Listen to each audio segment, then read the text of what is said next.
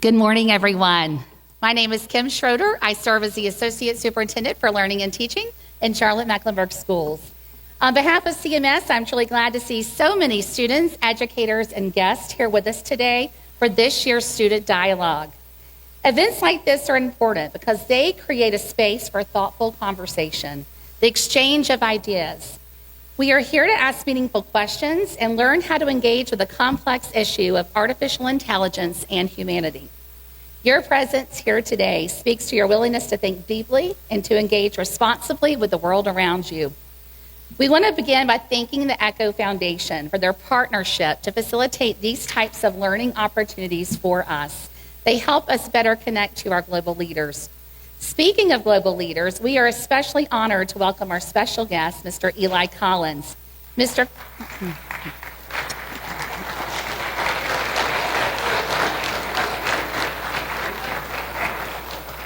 Collins brings powerful experiences and insights that connect directly to the purpose of today's dialogue. His work challenges us to reflect, to question, and to consider our own roles as students, citizens, and community members. We are grateful for his time and for his willingness to engage with our students in meaningful conversation. As we begin, I want to encourage everyone to listen with intention, speak with respect, and remain open to perspectives that may be different from your own.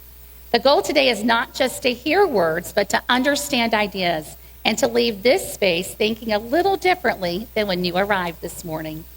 Thank you again for being here. With that said, it is my pleasure to welcome Stacy Schondlin, President of the Echo Foundation.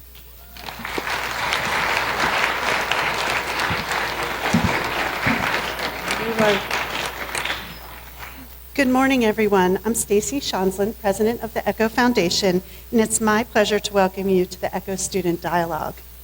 Thank you, Dr. Schroeder, for your kind welcome. We are thrilled to be here at Waddell High School and deeply appreciative of your support. I also want to thank Superintendent Crystal Hill, Samantha Zapata, and the CMS communication team and volunteers.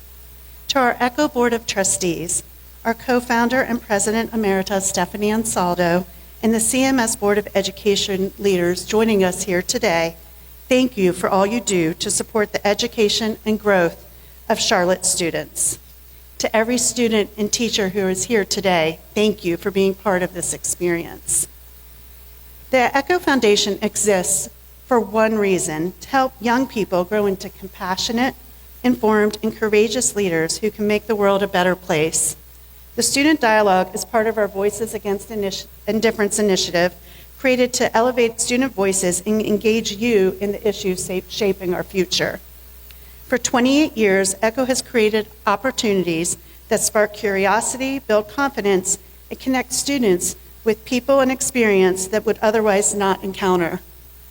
We've reached more than 750,000 students and teachers, created 29 award-winning curricula, mentored over 100 student ambassadors, and brought 15 Nobel laureates and 42 world leaders to Charlotte. Through our cutting-edge educational programs, students create our annual curriculum, meet global change makers, explore human dignity through the arts, and travel to places of global significance. This year, the Echo student interns created a curriculum based on AI for humanity. As preparation for today's dialogue, you explored AI not just as a new technology, but as something that's already shaping how we learn, communicate, and understand the world. You study the good it can do, like breakthroughs in medicine and climate science, and the risks it can create, like misinformation, bias, and unequal access. At the center of your learning was one big question: what does the future of AI mean for humanity, and what role will we play in shaping it? We are excited to hear your questions, your ideas, and your vision today. Thank you for bringing your curiosity and your courage to this conversation. Before we begin, I'd like to give you an idea about how the questioning will work. Our Echo student interns will ask the first questions. You'll see two mics on either side of the aisles in the auditorium. Please form lines behind these microphones to ask your questions. When it's your turn, step up to the mic, say your name and your grade, ask your question, and then and then listen to Mr. Collins' answer. At that point, you may return to your seat. You can go up the other side of the aisle and return to your seat. After the interns, we'll hear from representatives from each school, and then I'll open it up to all students to join us at the microphone. And now it's my pleasure to introduce Mrs. Julie McConnell, CMS Science Specialist and former head of science at Huff High School, and she has been a teacher of AP Bio, AP Chemistry for the past 28 years while teaching at Huff, as well as North Mecklenburg High School. In addition to being a first-rate beloved science teacher, Mrs. McConnell has traveled with the ECHO Foundation's Footsteps Global Initiative as co-chaperone to places such as Rwanda, Bosnia, Cuba, the Galapagos, and Western Europe. Mrs. McConnell loves teaching and enjoys remembering when a student said to her, "You make me feel smarter than I am." She has received many awards during her career, among those of which she is most proud of are the Dixon Award for Excellence in Teaching, presented by the ECHO Foundation, and the Cato Lifetime Achievement Teaching Award, presented by ASC. Over the years, her long-standing commitment to the humanitarian work of the ECHO Foundation has inspired hundreds of students. Her enthusiasm for travel and discovering new cultures, foreign lands, and meeting people of diverse backgrounds enriches the experience of every student she encounters. Please join me in welcoming Mrs. McConnell to the podium where she'll present the Art and Writing Awards.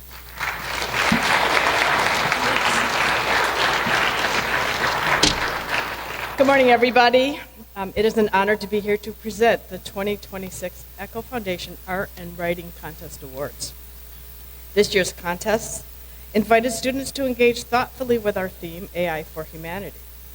Across 4 categories, art, photography, essay and art, and poetry, students were challenged to imagine the future of AI in society and to reflect on what justice, responsibility, and stewardship should look like in an age of rapidly advancing technology. Central to this challenge was a powerful thought. The question is no longer what AI can do, but what we choose to do with it. The work being recognized today reflects creativity, insight, and ethical reflection. We are grateful to the several community leaders who agreed to do the difficult job of selecting our award winners from amongst the entries we received. And now it is my privilege to recognize the students whose work stood out for its originality, depth of thought, and alignment with the values that guide this program.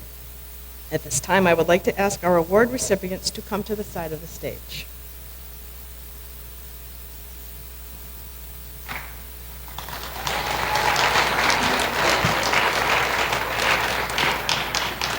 As each student is honored, their work or an excerpt of their work will be displayed on the screen.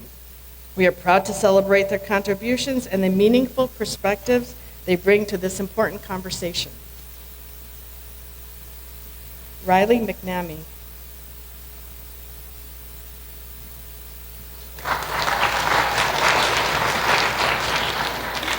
Welcome. Liam Kinkin. Photography, blue ribbon. Liam? It's okay. Evan Wright is not here, but he won the honorable mention for essay. Next is Nanda Remish. Nanda.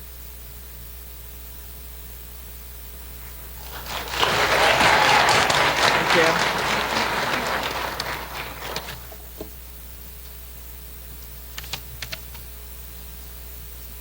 Jay Blair. Art, honorable mention. Jay, congratulations. Reagan Moore, blue ribbon for art. Congratulations. Joseph Berhe, honorable mention for poetry. Joseph. Thank you. And Vicky Teng, blue ribbon, poetry. Thank Thank you. Congratulations.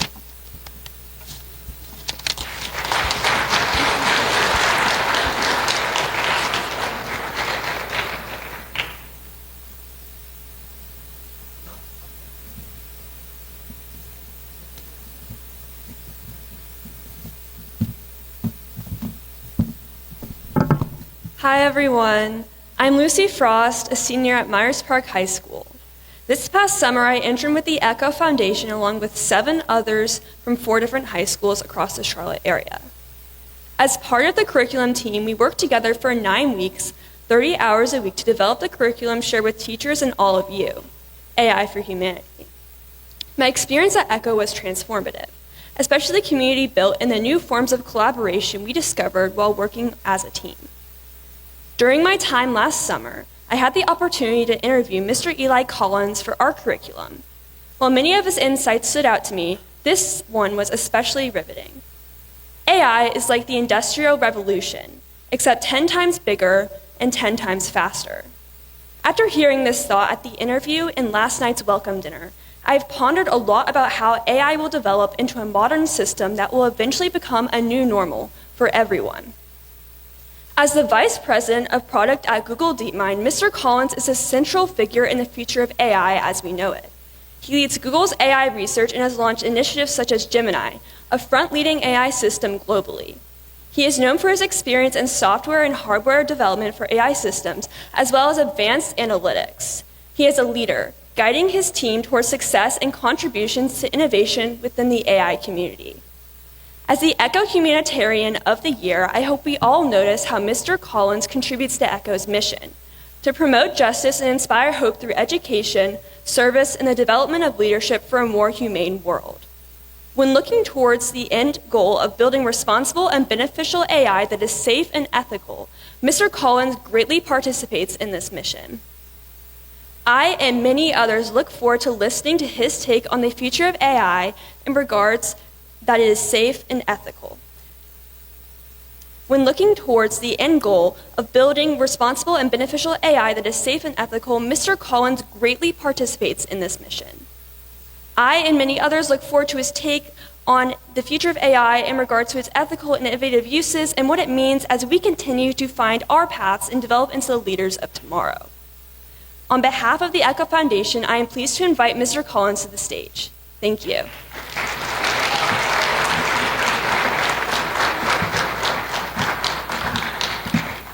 Thank you, Lucy. Morning, everyone. Good to be here. I'm looking forward to hearing some of your questions about AI, but I'm happy to speak to anything. And I thought I'd actually just start with some brief remarks on my path here. When I was in your situation, I remember hearing speakers sitting in an auditorium, and you're hearing from someone who was there because they had achieved something sufficiently notable enough to be invited to one of these things. But I always had a hard time seeing myself in that person. I imagine they had this kind of relatively clear story of success. They just went from achievement to achievement, piling up accomplishments until they got an invitation. And I've gotten to know a number of successful people across industries and geographies, and I can tell you life is far messier. So what brought me to this podium this morning? Like many of you, I was actually born and raised in Charlotte. My dad taught math at Charlotte Latin School for 50 years. My mom was a teacher and administrator at Central Piedmont Community College. So I have my roots here. I was really into art and computers. I definitely didn't know what I wanted to be when I grew up. And younger colleagues often ask me for career advice, and I typically caveat it with, I am 47 and I still don't know what I want to be when I grow up, which sounds kind of ridiculous because to some extent I have the kind of trappings of a grown up, a family and a house and kids and so on. But it's not what I imagined it would be. I figured at some point I'd just figure out what I want to do, and I was going to somehow get there, and I'd arrive kind of some sort of clarity of my position in life. But my experience has been that life doesn't work that way. So successful people often don't feel that certainty. Many of us have responsibilities and careers, but we're still actively figuring out what it is we want to do, who we want to be. And part of that, when people talk about life being about the journey and not the destination, that's almost a fancy way to say that. They're still figuring things out. And many successful people, in fact, never get to the destination. And I'll share a bit more about why that is. I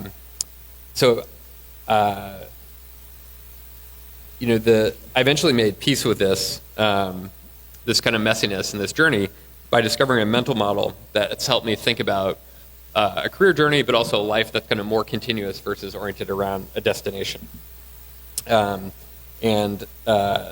came from a book by Clayton Christensen, and he's a professor, and he wrote a book called Innovator's Dilemma, which is about how technology companies compete and upend each other. And it became a huge book, and it's very successful. But he actually wrote another book because he realized when he would have his reunions for his business students, many of them were very successful but also very miserable. So he wrote another book that's not that popular, but I think is a better book called How Will You Measure Your Life? And in that book, he talks about the temptation of near-term wins, which we all feel, and the importance of aligning your resources, like your time, your energy, and your money on longer-term work. So things you won't see a return on for decades, like being a good friend, prioritizing your health, your faith, your family, raising good children, etc. And in hindsight, I realized that actually a lot of my success was due to having intrinsic motivation. And so intrinsic motivation is a desire or drive to engage in something for its own sake. And intrinsic motivation is powerful because it has, as a byproduct, it helps you prioritize these long-term things, which are actually important but kind of difficult to do in the day. And it's powerful not just because it helps you prioritize these long-term things, but also because extrinsic motivation is quite powerful and attractive as well. And extrinsic motivation is doing things for kind of external rewards. So, focusing on grades versus what you're learning, or how much money you're earning versus how meaningful your work is. We're doing things because that's what people expect of you. And another thing I took away from the book is the difference between emergent and deliberate strategies. Deliberate strategies are when you have a goal and you work backwards from that goal to achieve something. So you might want to be a nurse or a doctor, teacher, mechanic, and whatnot, and then you work backwards and think of like what are all the skills and experiences and things you have to do to achieve that. As you've no doubt experienced, there's a lot of pressure to follow these kind of well-defined and predefined paths. And there's obviously something comforting in the certainty of knowing what you want to do and spend your energy figuring out how to achieve that versus thinking about spending your time and energy figuring out what you want to do rather than kind of moving forward. But there's another strategy which is maybe less intuitive called an emergent strategy. So it acknowledges that it's okay not to know what you want to do. And not knowing what you want to do doesn't mean that you're not growing and learning and progressing. And the idea is that the best outcome available to you may not be what you originally had in mind. It may be a function of the skills you develop or the people you happen to meet, how technology ends up shaping the economy, or more importantly, what you learn when one of your deliberate strategies fails. And acknowledges that planning is difficult. So, so many of the jobs today didn't exist or look very different when I was in your seat. And something you may come to realize is that you yourself change, and so it's hard to predict what your future self will want. And to practice emergent strategy, you have to make peace with not knowing about how all these things will unfold. You have to think about what skills you want to develop, what experiences you want to have. Your life serves as experiments to figure out, help you learn what you want to do and who you want to be.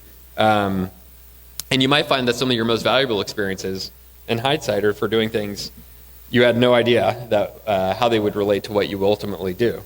A personal example for me is wrestling. I was a nerd. I was super into computers and art, as I mentioned, which at least in the 80s and 90s were not what popular kids did. And I definitely was not, picked in PE. But my art teacher, who I loved, also happened to be the wrestling coach. And he convinced me somehow to join the wrestling team. I worked really hard. I sucked. I was not good. In wrestling, you wear a singlet, so you're like half naked as a teenager facing off against another person. And if you win or lose, it's completely on you. And I was mostly losing. And the reward, of course, for losing is the opportunity to do more hard work, spend more time on something that may not make you, may not have in my case, was not going to have a successful wrestling career, and keep going and trying again. But my experiences, like so many of my experiences of life subsequently, have been easier because I learned how to do something hard and keep going despite continuously not being successful. So I wasn't successful as a wrestler in terms of wins, certainly, and it was a distraction from my schoolwork. But it helped me learn to do hard things, which turns out to be one of the most important things to figure out how to do in life, and was infinitely more valuable than I imagined. Another example was my college major. I mentioned I liked art and computers. I went to film school to study animation in some kind of attempt to reconcile those two things to see if I could combine them. I love learning about film and animation, but the hypothesis failed. I discovered that I like these subjects separately. So I had to go from the film program to apply to art school, and then ultimately a year later I was applying to do math and computer science, and each of these where I went to college was a different school, and so you had to apply to college. You had to reapply to get in. You couldn't just change your major. So every year, I had some friends who knew the major, knew what they were doing, kind of linearly progressing. And every year, I was the kid who was literally applying to college every year I was in college. I graduated on time, surprisingly, and I had a lot of great experiences. I learned a lot, but I still wasn't sure what I wanted to do. I thought about joining the Peace Corps, working at a startup, or going to grad school. I worked at a startup, and then we had the dot-com crash, which in the 90s was a big deal. Soon after, actually, months after that, was 9/11, and I was living in downtown New York City. So the world seemed pretty messed up, and I kept searching. So I applied to PhD programs, but I failed to get into any. I applied again a year later, fortunately got into a good school, but I dropped out after several years while I was on an internship in Silicon Valley. Subsequently, I was an engineer, and I helped start a company, eventually joined Google about 7 years ago. And I left grad school because I discovered what I really loved about computers was bringing new technology into existence. In each of these jobs, I was working to bring research and to market through products. And most recently, I've been working on how AI intersects with creativity in media and entertainment, kind of testing a hypothesis and reconnecting with an early passion. So, I'm well into my late 40s, and I'm still, testing hypotheses for how my career is going to work out. So as you can see, careers in personal development can be super messy, and that's okay. Sometimes the most messy things are the most beneficial. Failure can be one of the best sources of growth in learning, even though it obviously doesn't feel great. I'm glad I got my butt kicked in wrestling. I'm better for it. I regret, actually, in hindsight, having not tried and failed at more things. If I could go back again, I would do more of that. It's of course hard being different, but that's also can end up being one of your biggest sources of strengths. I wasn't the best artist or the best computer science, but it turns out there are not many people who are interested in both of those. As I mentioned, there's a lot of value in learning how to do hard things, even if it's ultimately not what you end up doing. So bringing it back to here and now, I suspect 30 years ago, when I was in your chair, many of you will need to figure out what to do under a lot of uncertainty, actually more uncertainty than I faced in your same situation. You're going to graduate in a world that may feel messed up. You don't know what you're going to like, what's available to you, or what the world will look like. And so you have a lot of unknowns. And part of my message today, it's okay not to know what you want to do.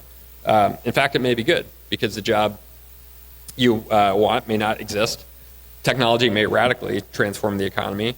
You may evolve as a person. It's hard to predict what your future self will want. And you can be lost, so to speak, and still have a plan. You can follow an emergent strategy and treat things as opportunities to learn new skills.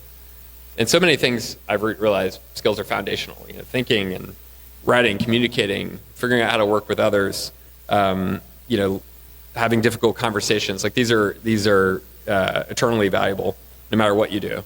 So you can't go wrong learning these. And then also performing experiments, thinking about your life as performing experiments that test what you might want to do or what you might want to be.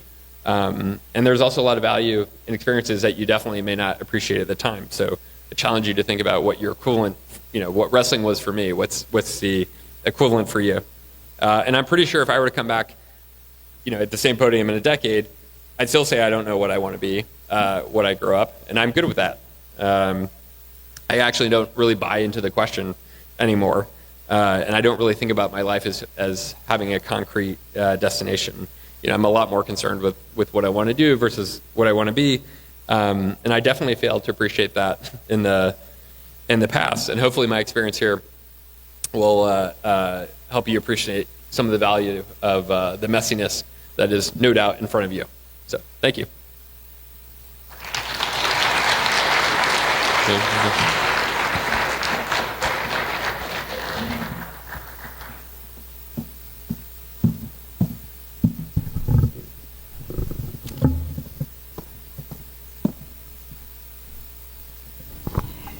Thank you, Eli, for those wonderful words and thoughts and for sharing them with us and encouraging all of us to explore the endless possibilities that are available to us as we all continue to look towards the future. So we are going to now start the student dialogue. I'd like to invite forward make sure the microphones are all set up, my student interns to first line up behind the two microphones. And I think we're waiting for the other one to come over here, so we'll just give them a moment.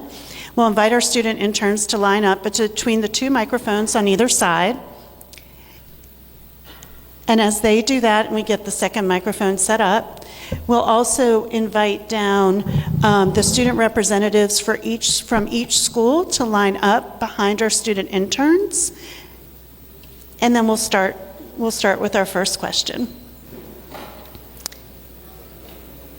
Let's give you all a minute.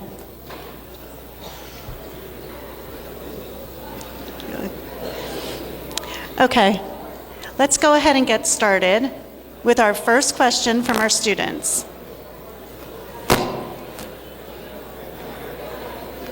Oh, the microphone's on.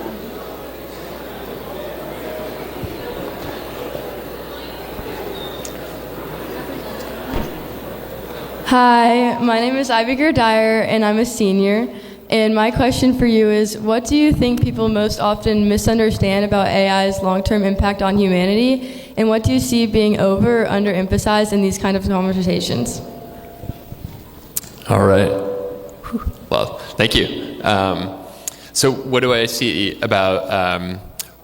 sorry, you can just repeat the question one more time. I was turning the mic on. What do you think people most often misunderstand about AI's long-term impact on humanity? Great question. So what do people most misunderstand about AI's impact on long-term humanity? I think the reality, so I would say even if you were to talk to a number of Nobel laureates in the space, people who are kind of deeply knowledgeable about the subject, they have very different predictions on the timelines for how the technology progresses and what it's capable of. So one thing, I see a lot of, and that's within kind of experts, let alone the kind of, broader analysts and kind of community of people. And so we love certainty, we love clean stories. It's very easy to be on one extreme of the perspective and that the technology is overhyped and it's not going to achieve much, or alternatively that it's going to change everything in some fundamental way and the future is going to be just completely radically different. The reality is always messy and in the middle. And so, but I think we're as humans, we're drawn to these kind of simplistic narratives.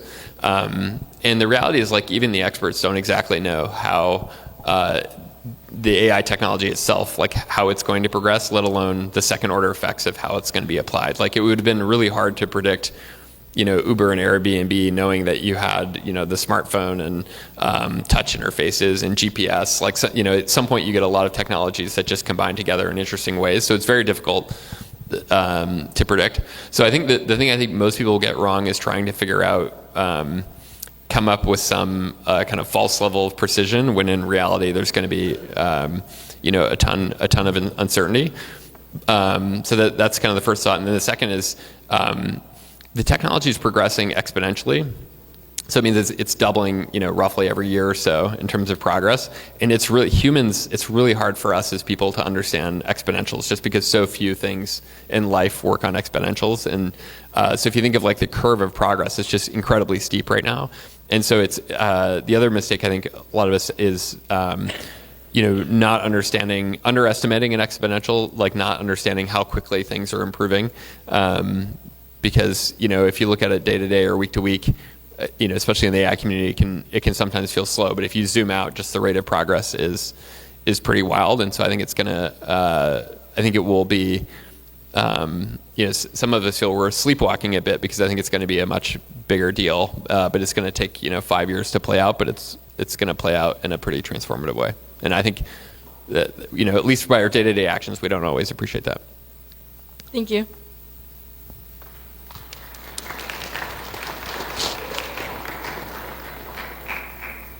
Hi, my name is Alex Mao, and I'm a senior at Providence Day School. So my question was, how concerned do you think we should be about AI making black box decisions or any other kind of unprecedented decision? Yeah, great question. So a black box decision, just for folks who are unaware, is a decision when you can't introspect and understand necessarily reverse engineer the logic that went into that decision. And this is actually an issue in previous roles I already faced, where a lot of traditional machine learning, kind of the precursor to like modern AI, was done by algorithms where it might predict your credit score based on a bunch of data. And it's, and often in those algorithms, we wouldn't necessarily know why person A versus person B got, a given credit score. And obviously there are real, ramifications for like, what kind of loan or house you can get, et cetera. Your credit score impacts a lot of things. And so so even pre the current generation of AI, we've had to think through like, how do we want to deal with things like credit score predictions, where we don't really understand the credit score prediction, and what sorts of signals should we use. So one interesting study we had done is that like someone's phone battery was actually like a great predictor of their credit score, like how charged someone kept their phone. Now, of course, you don't want to give someone a house based on like how good they are keeping their phone charged, even though you would actually be quite successful as an insurance company using that data. So I think you have to be, anytime you have a component that is capable of making like a black box decision like this, you have to be really careful around like what data so even though it's a black box, like, it's a black box operating on data, what data it's operating on. So you have to be really mindful of all of the inputs to that black box. And then you also have to obviously be mindful about how you evaluate the results of that black box. So in the case of like credit scores, we often will in industry will check those against, for example, bias. So for example, if the black box makes a bunch of decisions, you then go check that decision against other criteria that you care about. So you might believe that the black box is making smart decisions, but you still want to have, and you might monitor what data is being used to make those decisions, but it's also important that you're, monitoring the outputs of those decisions to detect for, things like fairness. So I think, ultimately, because of the nature of the technology, there are going to be more components that are operating in a black box way. Like if you look at autonomous vehicles, more and more of how the vehicle is being driven is being done in a black box way, but we're also getting a lot better in terms of understanding and like evaluating the outputs of those black boxes. And so I think that's I'm not too worried about it because that's an area, it's something we've been looking at for 20, 30 years. But I definitely think it's there are definitely potentially issues with it, and I mean we've seen that before. Gotcha. Thank you.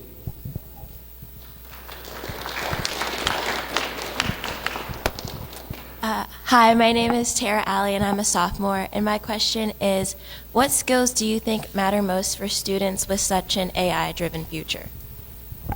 What skills? You said protect. Matter most for Oh, students. matter most. Yeah, I mentioned this just kind of briefly in my remarks. I think a lot of and this is not new. Like technology has been changing jobs for a long time. So in the 1800s, 80% of the population worked in agriculture. It was 40-something% in the 1900s. Now it's below 2%. So I think one of the things that's new about it, technology changing the work we do that's been the story of humanity. What's I think new with AI is the speed at which that change might happen might be a lot faster than they previously experienced.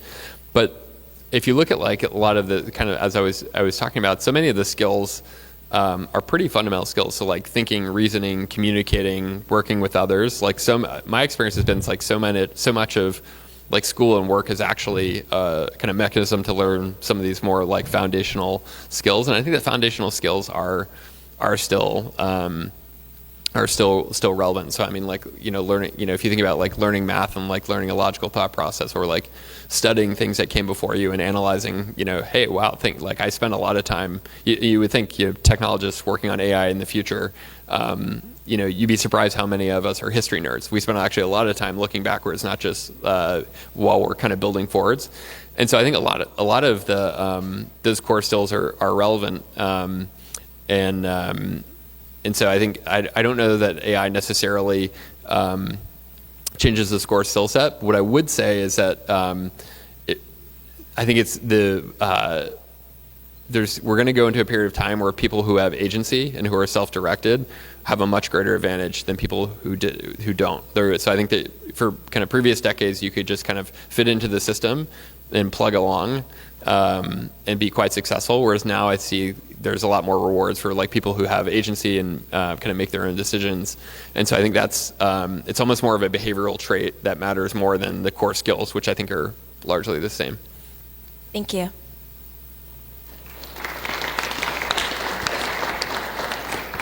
Hello, I'm Zach. My question is, what steps is DeepMind taking to make AI more sustainable, and what's your take on the long-term environmental impact of AI? Yeah, a great question. It's definitely an area that we spend a lot of energy and do study a lot. One I would say is we made. I think there's two ways to look at it. So one is the sustainability of AI development itself. So if you look at like the data centers and power and cooling and water, et cetera, all of the kind of inputs to building AI, you can look at the like sustainability of that. So we can briefly talk a little bit about that. The other is really importantly is what AI will do for sustainability. So much of, for example, if you were to ask my boss Demis, like what's the most positive impact AI will have, it's progressing science. So if you think of like the work we've done with AlphaFold and trying to find diseases, we're also doing a lot of work with AI and material science. And so AI is being used to basically try to find significantly better battery chemistries. So for example, as you can imagine, planes that can, right now we have electric cars, we don't have electric planes, but you can imagine with better battery chemistry, you can have things like electric planes. So there's a lot of work being done to apply AI to sustainability itself. And then there are also these second order effects where the development, just a huge build out of data centers and infrastructure is creating a ton of investment in energy. And so historically, we had been shutting down nuclear plants and not refurbishing them. And now we and others are building a ton of clean energy just because of the growing demand.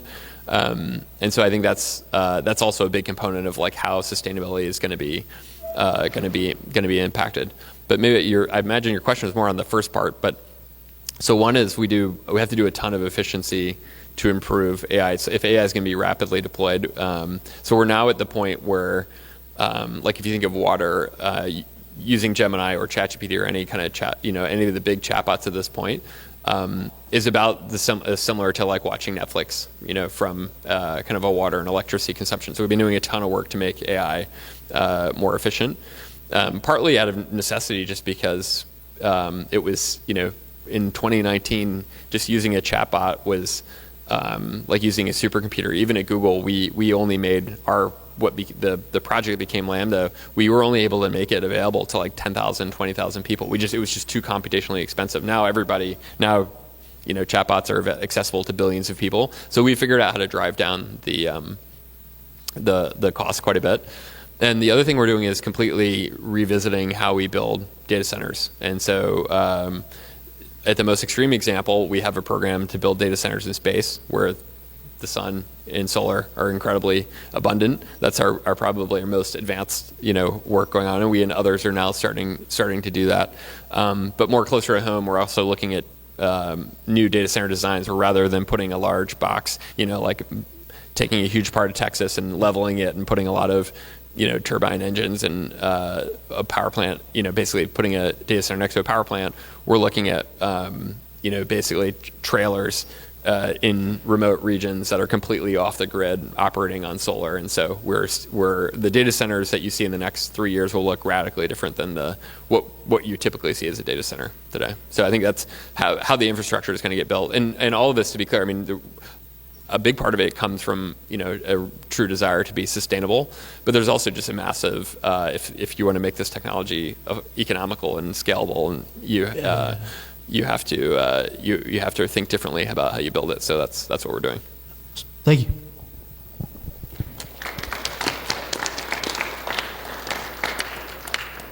Hello, Mr. Collins. My name is Bargov, and I'm a sophomore at North Mecklenburg High School. As we know, AI has shaped the education system, especially for students, which made learning a lot easier. However, it causes a dependency for AI, which can hinder the students' natural thinking ability. So my question to you is, how can we implement AI in a way that doesn't hinder the students' natural thinking capability? It's a great question. It's a personal one for me because my dad. So I mentioned my dad was a high school math teacher, and in like the early '90s, Texas Instruments came out with and he taught geometry and calculus. In the early '90s, Texas Instruments came out with a graphing calculator, and so what would have been like an hour or two of homework for a geometry or calculus teacher, you could literally just put in your calculator and be done in 5 minutes. And he and a bunch of other teachers worked with Texas Instruments to completely redo the curriculum for calculus, because the graphing calculator basically, made obsoleted the curriculum overnight. And now we have a similar situation with AI, except unlike the graphing calculator, which was kind of easy to control and not everyone takes geometry and calculus, AI, everyone writes essays, right? AI is like much more accessible. And it's not obviously like, outsourcing your writing is not new. People were paying, people and other people to write their essays, but obviously technology made it a lot higher quality and a lot more accessible and a lot cheaper. And so now it's obviously it's a real issue, and I think it's exposed a lot of kind of issues in the pedagogy of how we teach things. And so one of the challenges we have is that technology is here and it's rapidly evolving, and it takes time. Just redoing the calculus curriculum took years. A lot of the other curriculum that we're looking at hasn't been changed in a century. And so I think, we're in this place where people are looking at the pedagogy. Actually, just yesterday, Google announced that we're providing free training for every K-12 teacher in the country, so 6 million teachers plus everyone in higher ed to get trained on AI for free, because we see the need to kind of educate everyone on the technology and what's capable, and to think through how to incorporate it. But that will even things like that will still take time. So I think it's to some extent incumbent, as you were kind of the generation that's going through, and it will not have the new pedagogy, but does have the tools. And so you kind of have to think through and make personal decisions around like what's a smart way to use AI. And often I'll hear people talk about using AI as a binary thing, and it's not. I mean, it's the same with any other piece of technology where you could when the internet came out, people would post essays and they would just grab someone else's essay and they would wordsmith it. And so technology has always given you a way to an easy path out. But obviously that's not, and you can have AI write an essay, but there are ways to use AI in a way like, whether it's learning mode or having it, you writing the essay and then having it analyze and critique things in ways that are constructive. And so, I mentioned personal agency, and ultimately, until the pedagogy gets updated, it's really going to be up to like you all as individuals to choose how you use it and make smart choices. And, ultimately it's, it's kind of in your best interest to do so. But I know that's obviously, it's hard when, you have all the pressures that you do. Thank you very much. Yeah.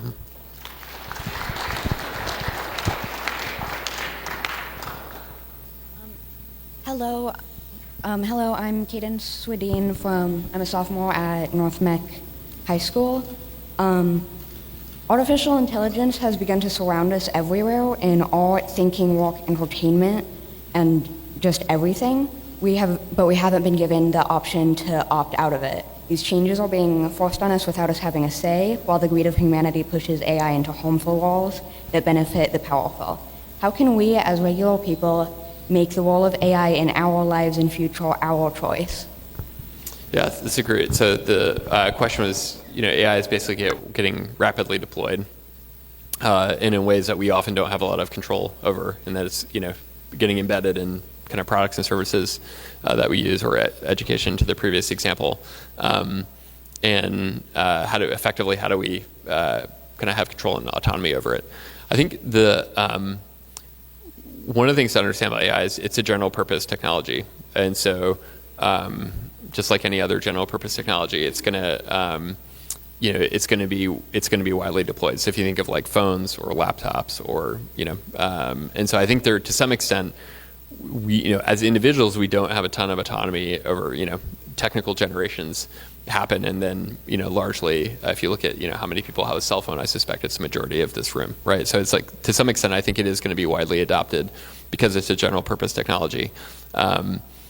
But I think there's kind of a bit similar to the previous example. I think we as a society are still figuring out, and as individuals, but also as organizations, where and how we want to use AI. Education being a good example is that it's not.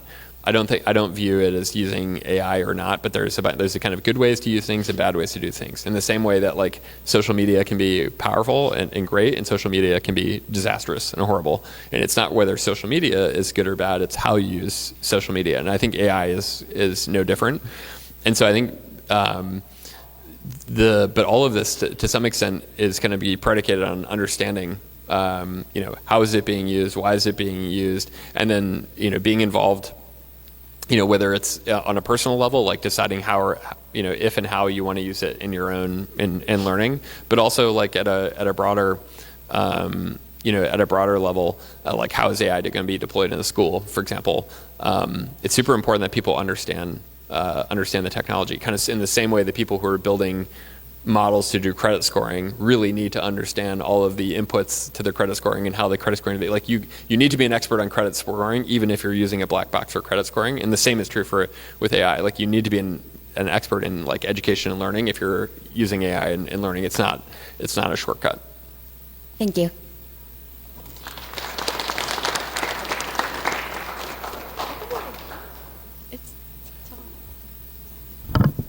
Okay, thank you.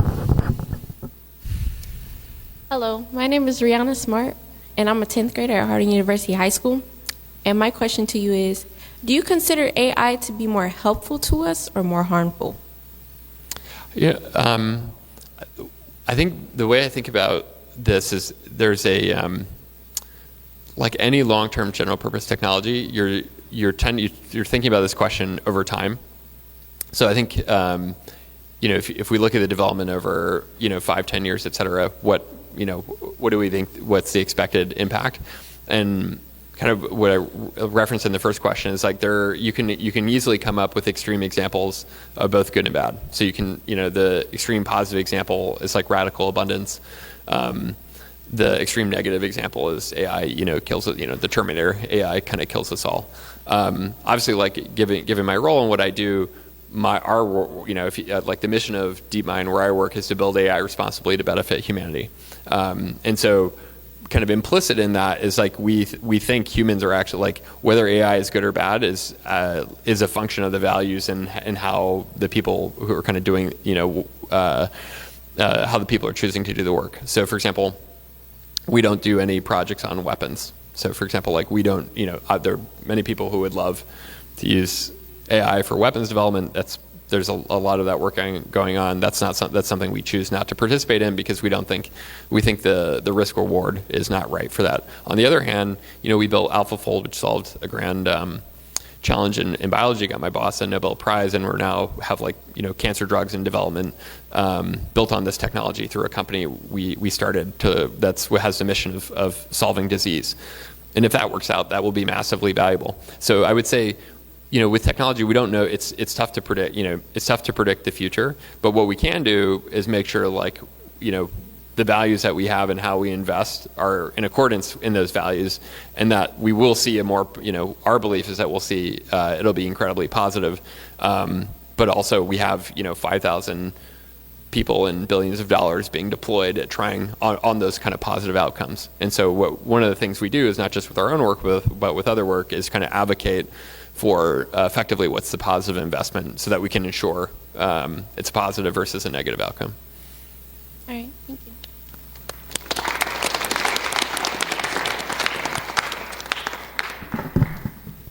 Hello, my name is Destiny Dennis, and I'm a senior at West Mecklenburg High School. And I wanted to know, regarding AI in software development, do you think it's wise for students that want to pursue computer science in college? Do you think it's still wise for them to do that and maybe just stay away from software engineering where AI has more of a risk to take over? Or do you think it's more worth it to pursue an AI development degree or certificate? Yeah, good question. And it's and again, this is one where I think you could find even very knowledgeable people would give you differing opinions. My opinion is it's still very valid. I think I studied computer science both in high school and in college, despite kind of being all over the place, as I mentioned. And I think you learn a lot of fundamental. I think studying computer science is kind of a foundationally valuable thing to do. I think also, so to be clear, AI is definitely impacting software engineering. If you just in the last, say, 3 to 4 weeks, everyone in San Francisco has been freaking out because agents have gotten so good that they can. So many software developers are no longer writing code. So they were using AI for years, to help check code or fix bugs. They were. Using AI as a tool, but the models have gotten so good in literally only the last month, where many of them are just supervising the model, and they're going from writing the code themselves to supervising effectively agents that are writing code and reviewing their work and effectively directing it as opposed to writing code. And some of the people are incredibly excited by this and are incredibly productive in doing sorts of things they couldn't do before. Other people are freaked out because it's a very big change in the way they're working, and so and so you might see. It's unclear. Even within people in software, it's unclear if employment will go down. The trajectory of computer programming has been to make it easier and more accessible year after year after year, and yet the number of software engineers keeps going up because it turns out the market for software is quite large. There's just more and more software that the world needs, and so. Despite all of the productivity improvements and ease of use, we've always employed more people. That may change some with AI, but I think I'm actually skeptical. I think even the people using the systems, if you think of the biologists using AlphaFold or the software engineering using AI agents, they have to understand the fundamentals of biology or software engineering or if you're, for example, doing credit scores and you're building a black box ML model for credit scoring.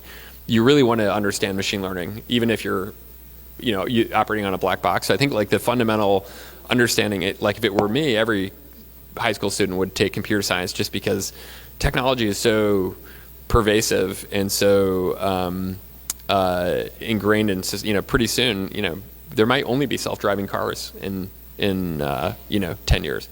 AI is getting deployed as a general purpose technology. It's going to get deployed everywhere, just like the internet has.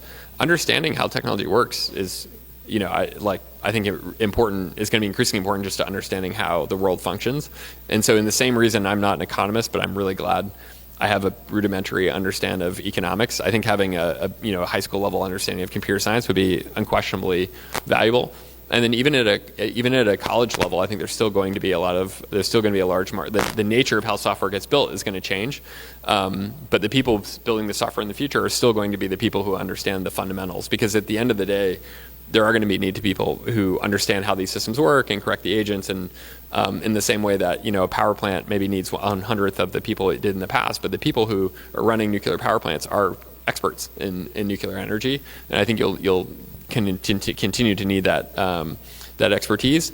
And in areas where we don't, I actually think the fundamental understanding of technology is beneficial. Even if you study software engineering, computer science, and you end up not being a software engineer, I think it's not a bad foundation. Thank you.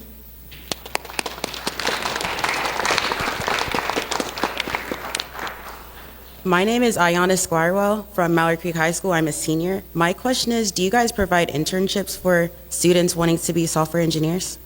Yeah, Google and pretty much every large tech company in the Valley has internship programs.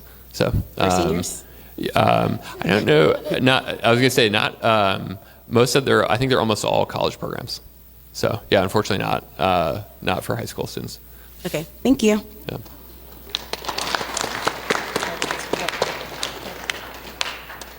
My name is Rico Hall. I'm a freshman at West Mecklenburg High School. My question is, how do you think the economy is going to respond with AI improving over the years? How the economy is going to respond with AI kind of improving? How does? Mm-hmm. Yeah. There's this is another area where I'm on a panel. The University of Chicago has a survey where they have a lot of AI domain experts and a lot of economists and a lot of forecasters, and each of us every month gets effectively a questionnaire, and a lot of them are kind of predicting what the economy will look like, and the way those predictions are structured is there's normally kind of three scenarios where there's a slow progression of AI, a kind of a moderate progression of AI, and a rapid progression of AI. And then for each of those scenarios, we effectively try to kind of estimate what the impact will be. So one I would say is part of the reason we're doing these surveys is there's a ton, even among experts, there's a ton of uncertainty. I tend to be more in the moderate progression camp, where I think it's going to have a pretty significant impact on the economy. But I think it's going to be tempered by the fact that technology just takes time to deploy. There's so many human elements to the economy that it just takes time for things to change.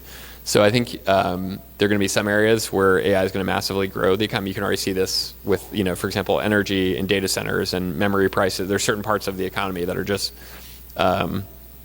booming right now because of AI. And then there are other areas, where recently, people will look at certain parts of industries as being potentially disrupted by AI, and you can imagine parts of the economy going away. I think it's going to net out as economic growth, because generally the history of technology is that technology improves productivity improves gross domestic product, or how much kind of economic impact every person can have. And so I think it's going to be, I think you're going to see a ton of progress and a lot of economic growth, but I also think it's going to be really bumpy, just as previous kind of transitions were. Thank you.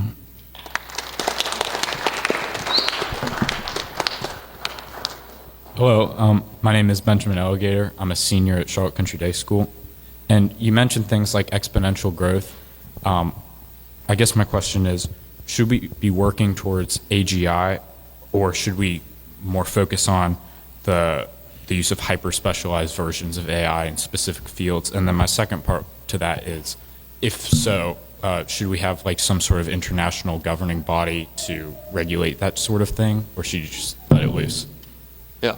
On the first question on AGI, the opportunity is so big that we and others are working on both AGI as well as more specialized systems. And AGI is one of those things that even among experts is not well defined, but you can think of AGI as AI that's effectively capable of the cognitive capabilities of most people. That's kind of similar to a mean or mode human.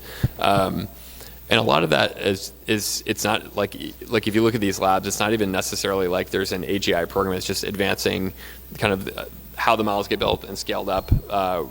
You're naturally getting to AGI even without trying to progress, just by making things kind of better.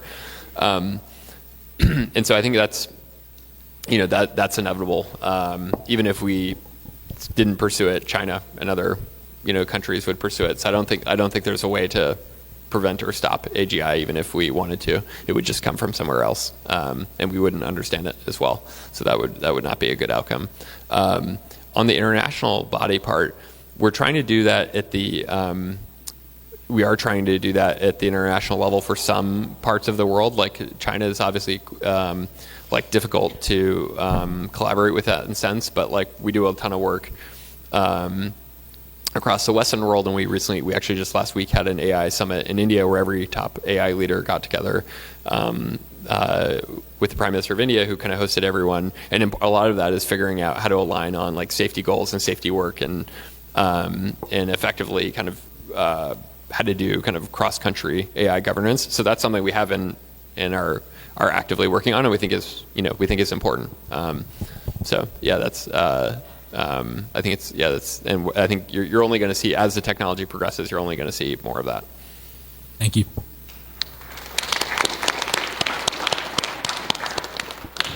Hello, Mr. Collins. I'm Rayvant Neelakantham. I'm a sophomore at Valentine Ridge High School. And as you know, DeepMind produces so many AI research innovations. And my question to you is, how does DeepMind go from the development phase to finally deciding to deploy this amazing softwares to billions of people around the world? How do you know that it's ready? And yeah, that's a great question. One of the things that I've noticed, just over the 25 years plus that I've been working, is the time cycle between something being kind of a research idea, like in a paper, and getting deployed and being accessible to people has gotten a lot faster. Mm-hmm. So that 20 years ago was things would sit in the lab for a long time, and then successfully, not just with AI but any technology, we've gotten a lot. We've just gotten a lot better at kind of bringing research to life, and that's true both for software and computers, but also true for vaccines. So mRNA means we can create a COVID vaccine in 6 months from scratch, where that used to be a 2 to 3 year process. So in general, I would say as a scientific community, people are working to speed up the process of how quickly we can create ideas and get them deployed as soon as we can. But your question also is how do you know that they're ready? And that's really, I think, kind of an application.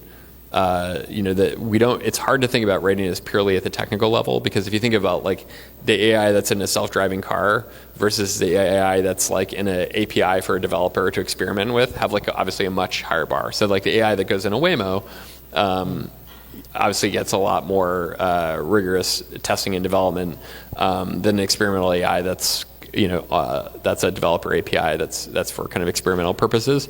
So we look really heavily on what the how the technology gets deployed, and then that kind of factors into the readiness. For kind of general purpose AI like Gemini that you might experience in a chatbot, we have a whole program that's focused on particular safety risks, and that we evaluate any model that goes into Gemini has to effectively pass a set of tests. And we have an internal team that performs those tests, but we also work with a number of external organizations who also do that testing on our models before we release them, as kind of an extra check and balance in case there's a problem in our process. Thank you.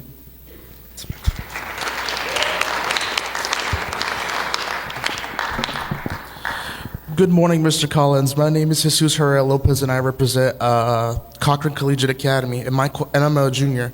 My question to you is that as the internet and AI proceeds to advance, how would we be able to differentiate media such as videos and pictures and threads from human verified sources and AI gathered information sources? Yeah, great question. We were just chatting about that before we came on stage, and one of the students was saying, trying to convince their mother that one of their videos they were watching was AI generated, and the mom was like, "No way, that's real." And of course, it's AI generated. So that's I would say that is like a here and now problem. In terms of like one of the areas, so we talked about our mission, building AI responsibly to benefit humanity.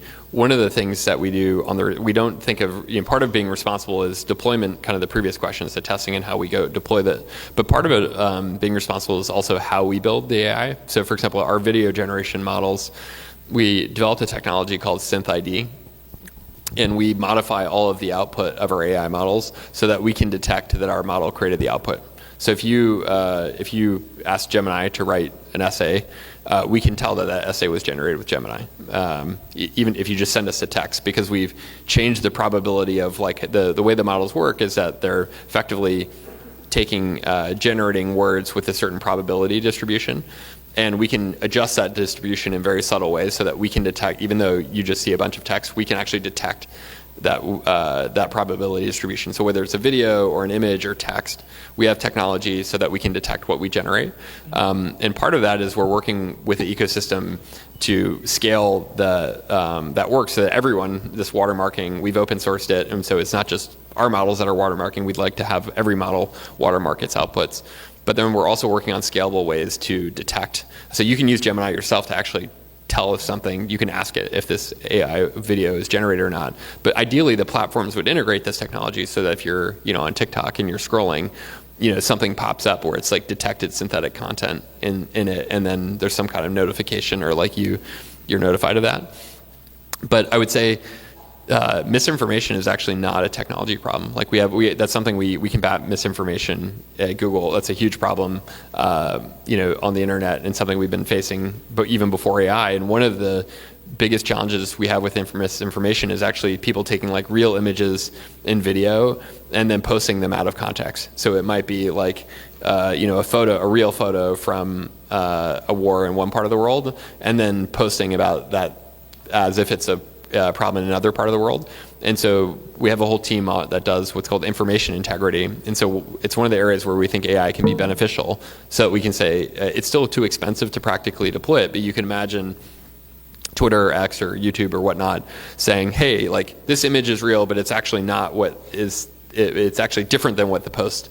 It's actually not an image of Pakistan. It's an image of this. And so you can imagine using AI effectively to like real-time fact check your screen, and you can imagine phones of the future doing that. And so you have like a layer that's, you're seeing what you see, but you have another layer that's effectively like fact checking everything, because the reality today is you can't, whether it's not even with independent of AI, you certainly can't trust information on the internet. So, thank you. Yeah.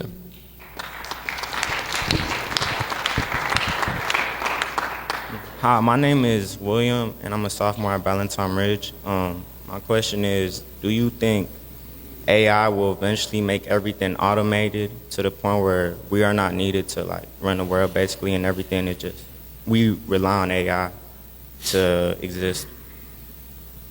Yeah, the most extreme example on AI would be a world where everything is completely automated, and its life is just pure leisure time. And there, by the way, when the first and second industrial revolution happened, people had predicted a 2-day work week, so this concept has come up before. I'm skeptical. The percentage of the working population has been around 60%, 60 to 65% for like 100 years. I think there's something kind of innate into humans in terms of work, and we're pretty good at creating new jobs. I mean, like social media influence, if you look at like what are the top jobs that people want today, they were like jobs that didn't even exist that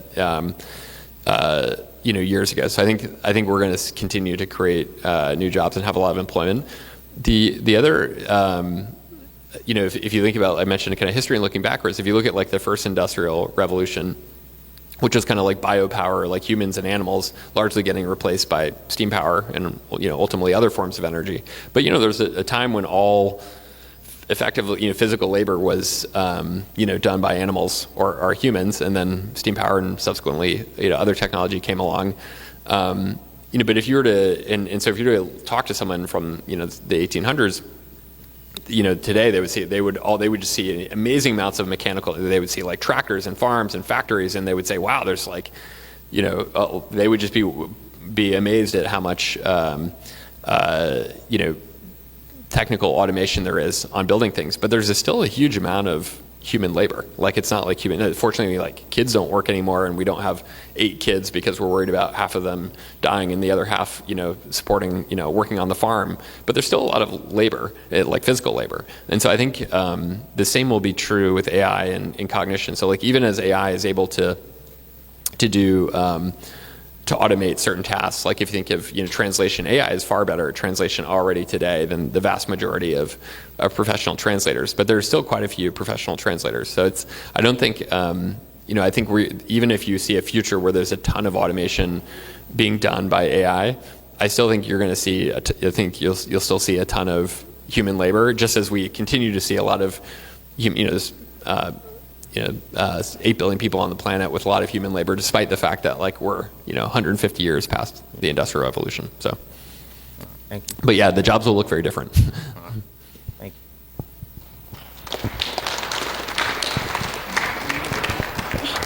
you. Good morning, Mr. Collins. My name is Amaya, and I'm one of the representatives at Philip Berry Academy of Technology, and I'm also a freshman. I noticed that you talked a lot about how, not a lot, but you talked a little bit about how water is used to cool down generators of AI. And my question for you is, where is that water being provided, and is it reusable? Yeah, I would say, so we've gotten to the point where it's about like serving a query on Gemini or Chatbot is about 1 teaspoon of water. But obviously, if you have billions of people and billions of queries, that adds up.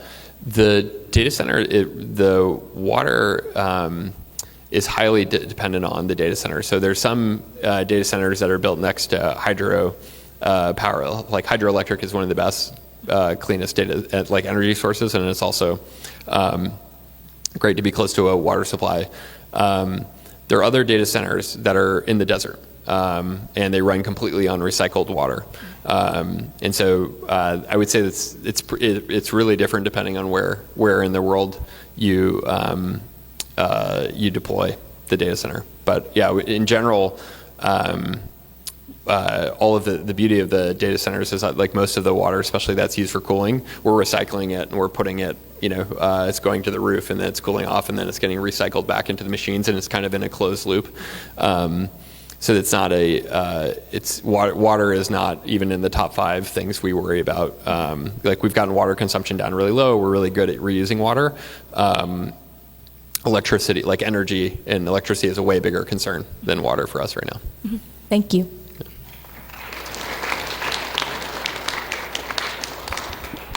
Good morning, Mr. Collins. My name is Teray Bridges at Harding University High School, and I'm a junior. And my question is, how do you feel about students completing assignments utilizing AI, and how do you feel about AI affecting people's jobs? Yeah, in terms of using AI for assignments, I think it really depends on what you're doing. And so actually yesterday, Stephanie, who started the Echo Foundation, asked me, did I use AI to write my remarks? And she's like, I don't think you did. And I'm like, I didn't. And part of it is because for me, writing is thinking. And so to use AI to write it would have been to outsource my thinking, but I actually need to me, the goal isn't actually to write, it's to organize my thoughts. So writing is just the way it's just the mechanism. I often write things that I never, just to throw away, because it's my kind of process for thinking. But there are other examples where I'll use AI for writing. So I might have, huge, there's a lot more that I want to read than I actually have time to read. So I might use AI to summarize, to go look at a 50-page, report and summarize it down to half a beat, and then to go do some research and so on. And then I'll only look at the output of that. And that's something where AI did all the writing and all the reading. And I was never going to do that reading and writing. And it was super useful to have AI. So I think it's important not to think through, do you use AI for writing? There are bad ways to use AI for writing. There are good ways to use AI for writing. I think you have to really look at what's the job you're trying to do, and then is AI kind of appropriate for how to do it. And understandably, that's difficult because the technology is progressing quickly. It's difficult to know what it's good at, it's good or bad at. And we have all these kind of well-defined ways of working. So I would say like it's easiest to kind of keep working, the way you are. And so where I would suggest starting is like experimenting it. I would feel less urgency about like using AI productively, but more using AI with the intent to like understand what it's capable of, see how it's progressing, more than like use AI to get your work done.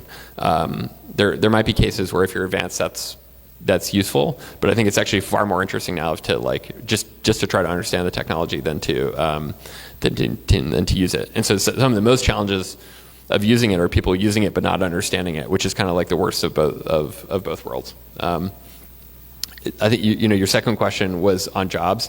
I definitely think, like I said, there was a time when 80-something% of the U.S. worked in agriculture. That's now 2%. If you think about AI being an equivalent of like what the Industrial Revolution was for, there certainly be like the landscape of what jobs there are will change. I think so. It definitely won't be smooth sailing, but I'm also optimistic because like we evolved as hunter-gatherers, and like yet we mostly successfully exist in kind of modern civilization. So like despite our wiring is we evolved in a far different environment. So we're pretty. Humans have a ton of ingenuity. We're pretty adaptable, and so we've gone through these kinds of transitions before, and successfully. So I'm kind of optimistic about that. And then if you were to look back, say 100 years ago or 200 years ago, most people would rather be alive today than 100 or 2 years ago. So ultimately, the Industrial Revolution was pretty good. In terms of like, it's nice to have vaccines, it's nice to not have child labor, et cetera. And so I think we'll similar, but it was incredibly bumpy. And so I think that this will be similar, and that we'll look back and it'll be positive, but it'll be bumpy. And we have, part of the challenge will be how we manage that transition. Yes, so sir. I think it's inevitable, but and I think it's ultimately positive, but I also don't want to, mislead you in that it won't be disruptive, because I think it will be. Yes, sir. Thank you. Thank you.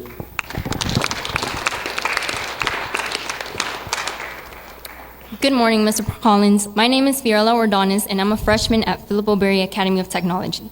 My question is, since AI was initially created to help humans how to think, solve, and understand problems, will the way it is used today, such as generating unnecessary images and videos, affect the way AI works? So does generating image and videos affect the way AI works, is the question? Yeah.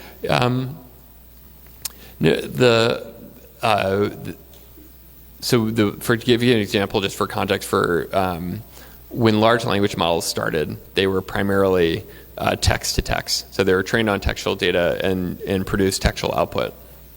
But the techniques that allowed AI models to transform text to text, it turns out like those techniques work across any modality. So speech, you've probably all, with 3 seconds of audio, AI can now clone, a voice. You can do audio to audio, you can do image to video, image to image, video to video, or you can do text to video, and so on. And so the fundamental techniques apply across all modalities.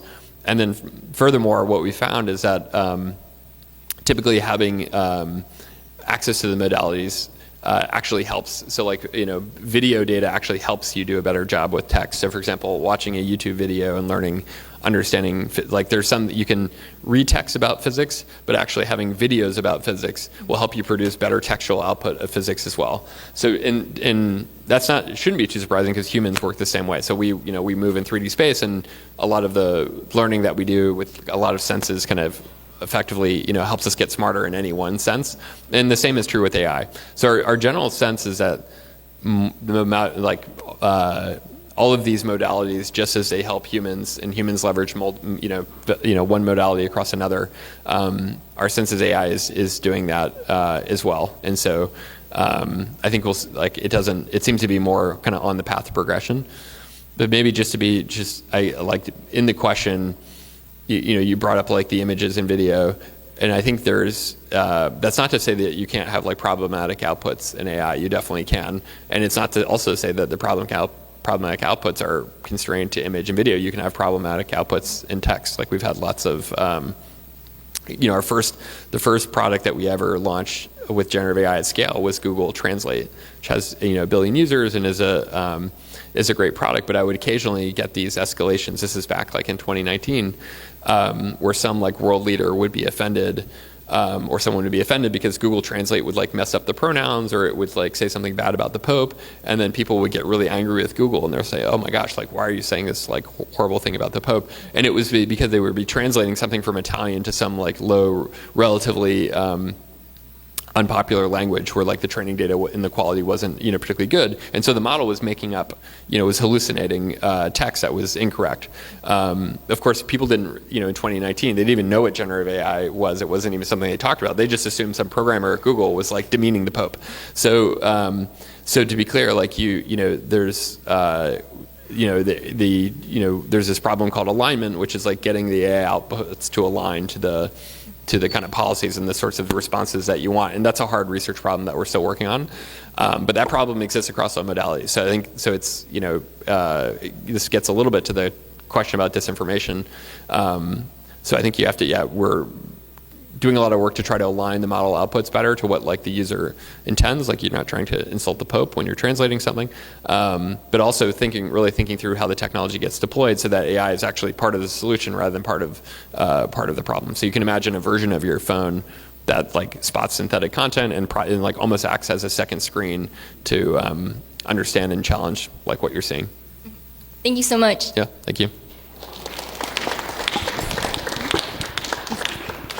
Good morning. My name is DJ Anderson from Harding University High School, and I would like to ask, what is your message to the teachers that are against AI? And I also want to ask, how far do you envision AI will really take off in the near future? Yeah, I love that question, by the way. I talked a little bit about my dad in calculus, and it's funny, when I went to college, the calculus at NYU was using the old curriculum with a whiteboard, and they disallowed graphing calculators. And there was this kind of like the French and European school of math that like hated graphing, even in college and advanced math, like would not include graphing calculators. And there's much of the world that eventually adopted it. And I thought that was good. I thought it was interesting to see that like, the math community had been split amongst the people who were pro graphing calculators and pro redoing the curriculum and people who didn't want to change the way math had been done. And it wasn't like for me, it wasn't a black and white, one approach is better, than the other.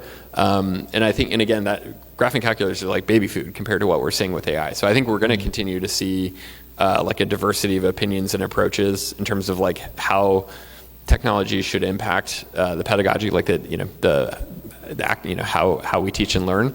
I think that's good. I think that's healthy. Like it would bother me if everyone agreed on the right way. I think we need more experimentation and intellectual diversity in how students how we teach and learn.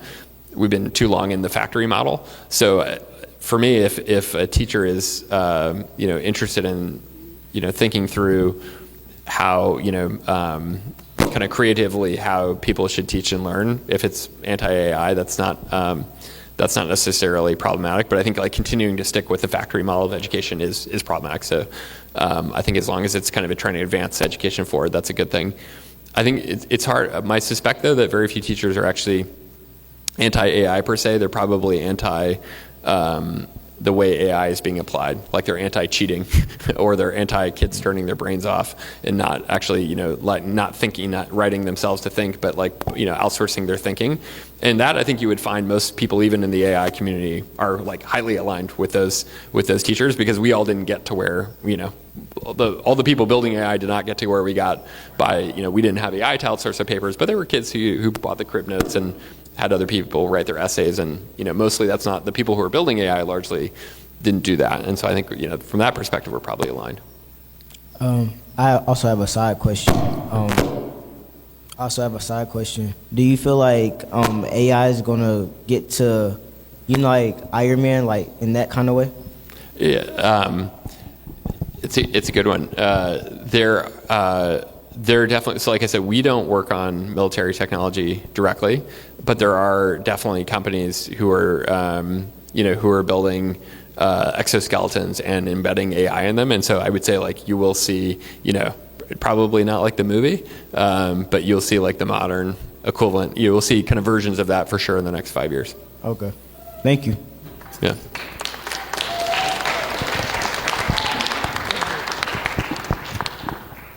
Good morning. My name is Jemiah Copper. I am a senior at Harding University High School.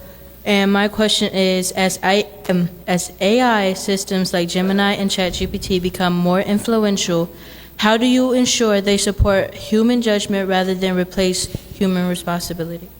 Yeah, great question. To some extent, I think like any technology, there are things that you can do as a technology provider, as a person building the technology and building the products. So we talked about kind of building responsibly. And so for example, like we introduced a learning mode in Gemini so that if you're actually trying to learn, there's like a mode of the product that's explicitly designed, that we collaborated with teachers and academics on to try to actually, and like Khan Academy, et cetera, to try to build a version of the product that would operate in learning mode that would be helpful if that's what you're trying to do with the product.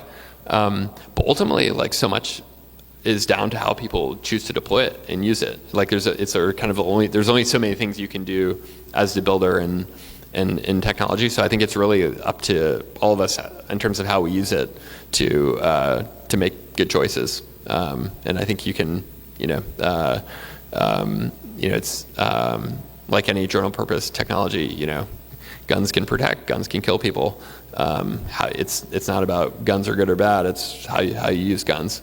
And so I think it's going to be true for AI too. So we're going to do what we can to try to like make the defaults, again, like we're not going to work on bad things, we're going to make try to build out functionality to make the default experience good. We're going to do a lot of work like, training educators and providing free training and free access to educators. So we're going to do what we can, but ultimately I think like all of us as people who use and deploy it have to take responsibility for it too. All right, thank you.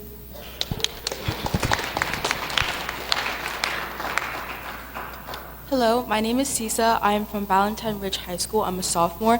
I actually had a few questions for you, but one of my first questions is you mentioned that you were engaged in the arts. So how do you feel about, do you think AI images are art? And do you think that AI devalues the art process, including like just painting, like films, music, all of those areas? Yeah, it's an incredibly timely question. And it's also personally, having been previously with study arts, but also I'm actively doing a lot of work with artists right now. What I would say is there's, different forms of art have different relationships with technology. So for example, film has always been fundamentally an art form that's based on technology. Like that's film is, dependent on technology and has always kind of progressed with technology and has really embraced it. Other forms of art, music is another one. Like music is also less so than film, but also kind of embraced. Like Taylor Swift couldn't make a record without a computer. Like it's just not possible. So and there are other forms of art that have pretty much, stayed. If you think of like the opera, has pretty much stayed the same for several hundred years. So I would say art isn't really monolithic. Like different parts of the artistic community have kind of different relationships with AI and with technology. And by the way, I think that's a good thing. I would note that the ones that tend to be the most and this isn't, this can be problematic, but like the ones that are most lean into technology, not many people go to the opera anymore. So I do think it is difficult to, I think ultimately technology is a hugely important part of art, and that continues to be true with AI.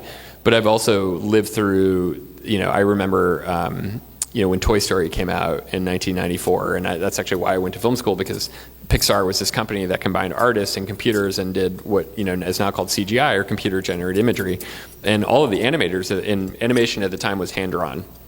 So like 30 to 60 frames a second is incredibly labor intensive. And a lot of people were completely offended by computer CGI. And like the idea that you would animate a film with computers like versus humans was just considered to animators as, anathema. now CGI is everywhere. Like even, like The Brutalist, which is like the most artsy fartsy movie that wins an Oscar, has a ton of CGI in it. And so now CGI is deployed. People don't even debate it anymore. And people think of Pixar movies as art. But whereas before people were offended by it. So like we've gone through, I think it's very natural when there's a new technology to first dismiss it. By the way, portrait painters dismiss photo. Like when the camera came out, people were like, "Oh, that's a really lazy way to take a portrait versus painting a portrait." And a lot of people didn't think photography was real art for years. And so every new art form kind of goes through this process of being rejected by the current generation and being accepted by the new generation, and people figure out how to incorporate it. And AI is doing that. Is kind of going through that right now. Like 3 weeks ago, we screened an AI film at Sundance. 2 years ago, if we had tried to do that, we would have been like booed out of the, like we wouldn't even have attempted it. We would have been booed out of the building. 2.5 years ago when we started our AI film program, there was only one filmmaker, Donald Glover, who would even like consider working with us. Now we work with like Darren Aronofsky, who's done, Black Swan and a bunch of other kind of films where there's like a real curiosity and intent to use it. And so I think you'll see the same with AI. Like there's still going to be there'll be a whole kind of negative, there'll continue to be people who, have a negative reaction to it and don't view it's art. And that's okay. That was the reaction to photography. That was the reaction to CGI. We should expect it to any new technology. And then there's other going to be people who kind of embrace it and grow with it. And then ultimately there'll be a new generation of people who don't even know that that's a question. Like kids today watch Pixar movies. It didn't even occur to them to be offended that computers are animating things. And it will just completely disappear from the discourse. And I think you'll see that too. And then for my second question, for countries that usually don't have like certain resources, like such as the water that is used for the cooling systems, is AI going to widen the gap between countries that have resources readily available to them and then like countries that don't, or is it going to like bridge the gap between them? Yeah, it's a good question. So when we invest, so one thing I would say is just AI. It's important. Like if AI is going to be deployed globally, which of course at Google is what we're doing, you don't want to deploy AI unto the population. So you want like AI in Google itself. We're like we're not all based in California. We're a global company. My boss is in London. We have huge teams in Africa and India. We had there was the AI India summit I mentioned last week, and we just announced a $15 billion infrastructure investment in Vizag, India, which is a city in India, where we're building subsea cables and data center infrastructure and a research team. And then we're also doing a lot of local AI for good programs, so like using AI for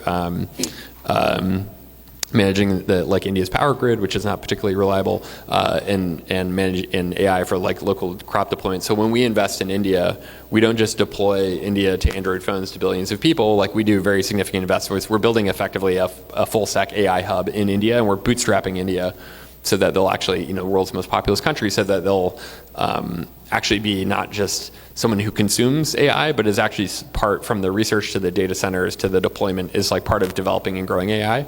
And the reason we do that is it's important, if we don't do that, we will get the outcome that you had. You'll get a small number of people who are kind of participating in building AI and a very large population who are deploying it. We're trying to effectively scale out the building and deploying it, so it's more of an international endeavor. And India is one example, but we could share others too. And so I think that's ultimately, I think, will be you want to provide broad access at low cost, and that's something historically we've always done. Mobile technology is a good example. The largest mobile markets are actually areas of the world that were the poorest generations ago. I think you'll see similar with AI, where there's a leapfrog, and so you see like India and Africa, Southeast Asia, and other parts are leaning heavily into AI, and I think it's going to be an opportunity for them. Thank you for your time. Yeah, thank you.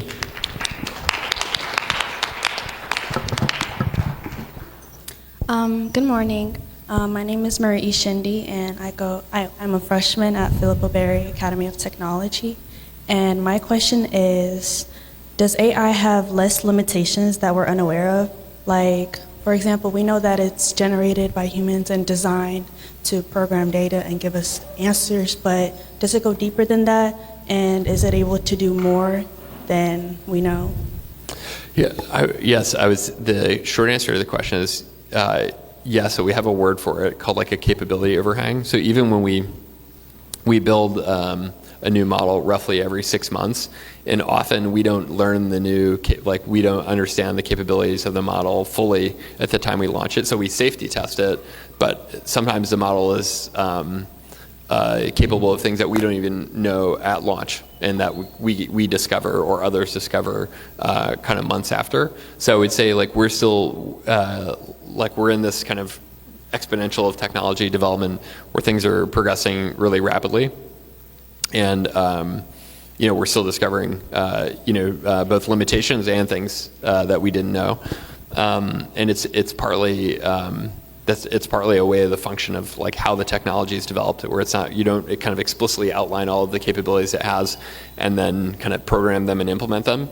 You effectively give the model, you effectively outline some objectives, and then you train a system that's good at achieving those objectives. But then often it learns being good at one thing allows it to be good at something else. And so for kind of well-known tasks like translation, we know to check those, but we've been surprised, like our video generation model is like quite good at solving puzzles, because it turns out like to get good at generating videos, you have to develop a certain level of visual intelligence. And then the model, even though we didn't train it for like visual puzzle solving, is like quite good at visual puzzle solving. And so I would say there are examples where we have separate teams that are actually researching the capabilities of the models that other teams are building. And we routinely find new things that we didn't know that worked. So that's why it's one of the reasons why it's still research. Thank you.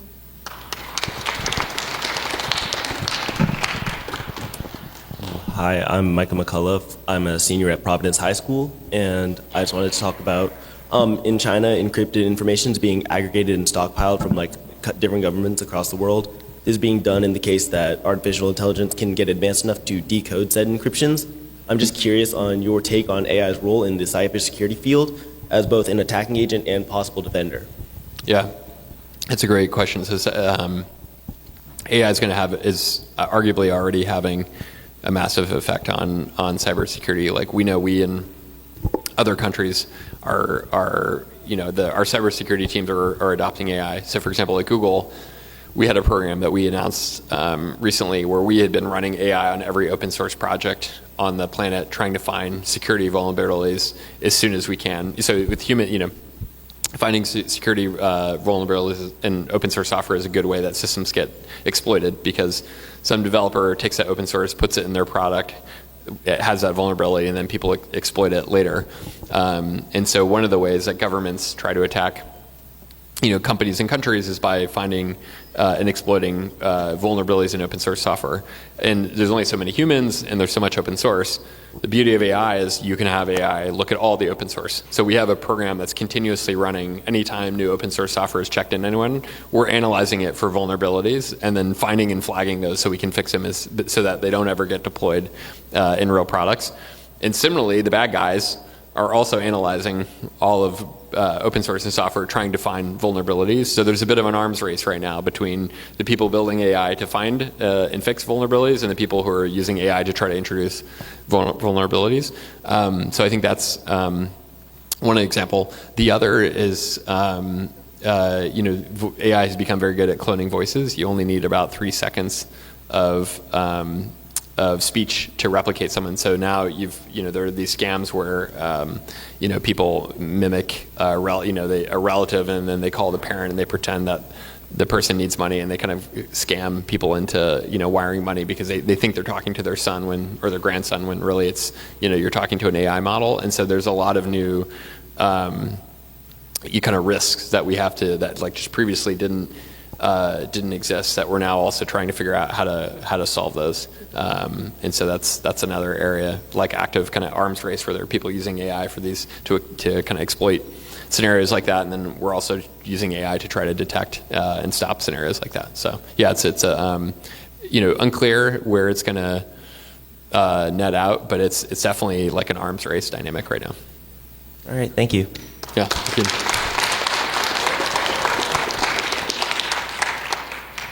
My name's Brian Dell from Mallory Creek High School. I'm a sophomore, and my question was, with so many companies jumping on the AI bandwagon and buying the majority of computer memory, how would that affect like the economy in a couple of years? And will we find a stabilization, or will it just keep increasing in cost? Yeah. Yes. For those of you who are unaware, there's been the boom in building AI data centers has also caused a lot of growth in manufacturing servers. Servers require memory, so that and the memory, kind of in the same way COVID exposed certain flaws in the supply chain and kind of bottlenecks in the supply chain, AI has exposed a supply chain in the bottleneck in the memory supply chain. So the companies that produce memory can't produce enough memory for all of the needs. And so one is that's the good thing about these kind of like economic problems is that there's a really powerful economic incentive for those companies to produce more memory because they can make more money if they do it. So a lot of the memory producers are looking at ways they can significantly improve their production because they want to sell more memory. So I think like you'll naturally see the market solve some of those problems. In the near term, though, it's definitely having an impact. Sony announced they're delaying the next PlayStation because the price that a PlayStation needs memory, like PlayStations are they're not able to compete with data centers. And so I think you're going to see product categories that were using memory that were maybe kind of discretionary or luxury items get priced out of things. I think you'll see delays. Like some products will likely get delayed. Like the more discretionary products will get delayed because they can't pay what the companies can for memory. So that, I think for the next couple of years you're going to see things like that. So sorry if you like PlayStation. Yeah. Thank you. Hey, my name is Ankit. I'm a sophomore at North Lake High School, and I had a question about how you see AI progressing in the future, especially from where we are right now. I see that we're at a stage of where big data is getting really leveraged in the field, and we're going deeper into large language models and deep learning. So I wanted to see your view on how we're progressing from that in the future. Yeah, how AI is progressing. I think kind of in one of the questions we talked about the three scenarios, the kind of minimal, moderate, and the rapid. I think we're more in the more moderate progression where it's going to be pretty significant, but I don't think, I still think if you look at say 3 years from now, or 4 years, 2030, I think you're going to it definitely be some changes, but it's not. I don't think the world's going to look dramatically different in 4 years from now. But there will be some kind of big, in the way that there have been some big changes in the last year or so. You'll continue to see that. I think if you look in the longer term scenario, like 2050 instead of 2030, I think things are going to look really different. Right. I think we tend to kind of underestimate. We overestimate what happens in the short term, but we underestimate what happens in the long term. And so I think we'll see in the kind of 20-year time frame. I think we'll see. It's difficult to predict, but I think we'll see quite a few. I think the economy will look very different. For example. Right. And another question I had was, I'm taking AP Stats right now, and I kind of think to myself, how is statistics and mathematics overall going to get leveraged in AI in the future? First of all, I love statistics. I didn't take statistics until college, and I remember my dad was a math teacher. I was giving him a lot of crap, and I was like, why didn't we take, all of this calculus? Like, statistics is way more valuable than calculus. Like, why did I have to learn all this calculus? Why didn't I learn statistics? I think statistics is insanely useful. I think statistics actually should be, if I were to redo the math curriculum for public schools, I would actually push back on the calculus, and I would pull in statistics and discrete math because I think they're kind of more, calculus is fine, but I think it's just much less widely applicable than, say, statistics or discrete math. So I would just say, it's great that you're taking statistics. So much of, so many fields require a statistical understanding. And in decision making, there's a great book called Thinking in Bets by Annie Duke. She's a professional poker player, and she writes great books on how to think and make decisions. And as you know, poker is just statistics. So much of kind of core how you think about decisions and how you make decisions and how you evaluate options. So much of your day to day is effectively a statistical process that that we all run in our head, but we don't actually have the math in the way that a kid can catch a ball on a parabola even if they haven't studied geometry. Your brain knows how parabolas work even if you don't know intentionally how to compute a parabola. It's the same with statistics. You're running statistics all the time in your head. You just don't necessarily have the understanding and kind of language. But if you can have that, it's insanely valuable. So anyway, I think having a basic understanding of statistics is unquestionably valuable in general. In case of AI, it's even more valuable because these models are just big, like AI models are just big statistical models. That's actually how they work. Like if you start to dig into like how AI works, it's I mean, there's a lot of math, but like a lot of it is statistics, and so that will also help give you a better understanding of the technology itself, which, like I said, I think it will generally, especially when we're going through this transition, will be useful in the same way that I imagine, learning how engines worked was far more relevant 100 years ago than it is today. Thank you. So we have time for one more question. So please go ahead. My name is Marvin Bruce, and I attend Philip Berry High School. I'm a freshman. My question is, do you feel like the way AI is being used by humans right now is the correct way, or surprising, or did you already expect it?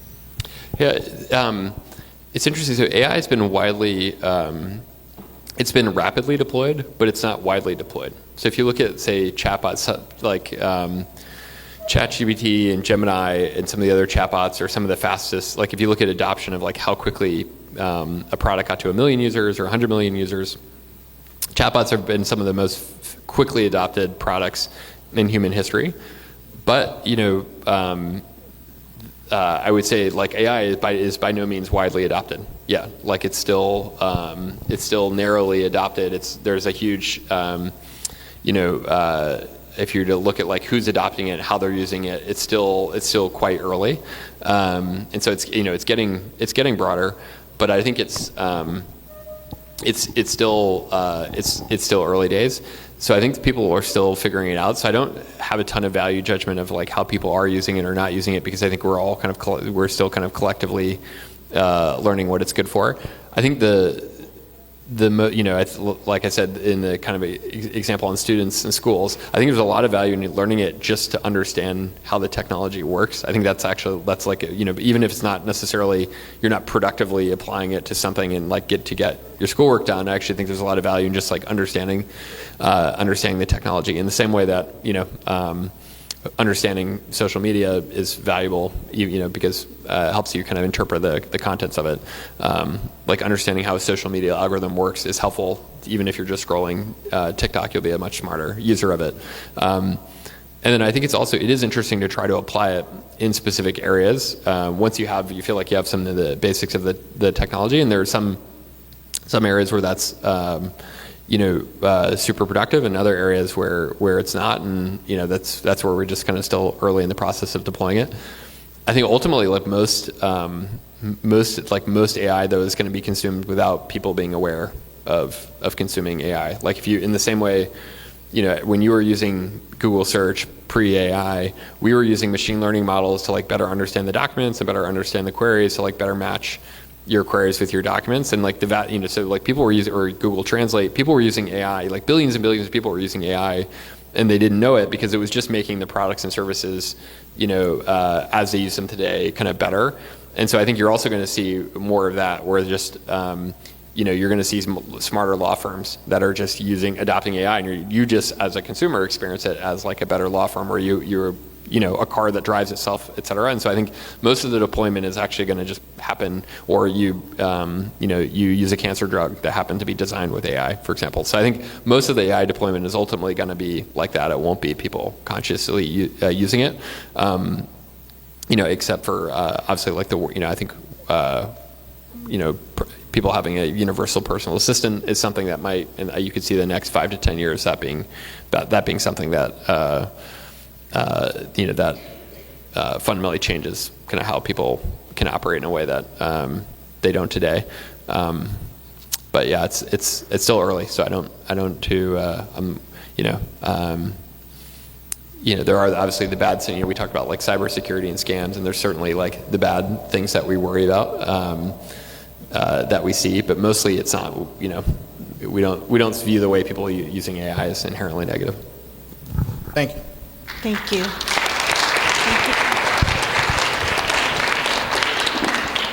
Thank you to all our students today for coming with your excellent questions for Mr. Collins. And if we can together, please thank Mr. Collins for spending the morning with us and answering all of our insightful questions. Thank you. Students, please stay seated for a couple minutes. We ask you to fill out our post-dialogue survey. Your teachers will have QR codes for you, and it should be displayed on the screen behind us as well. So please fill those out, and thank you all for being here today.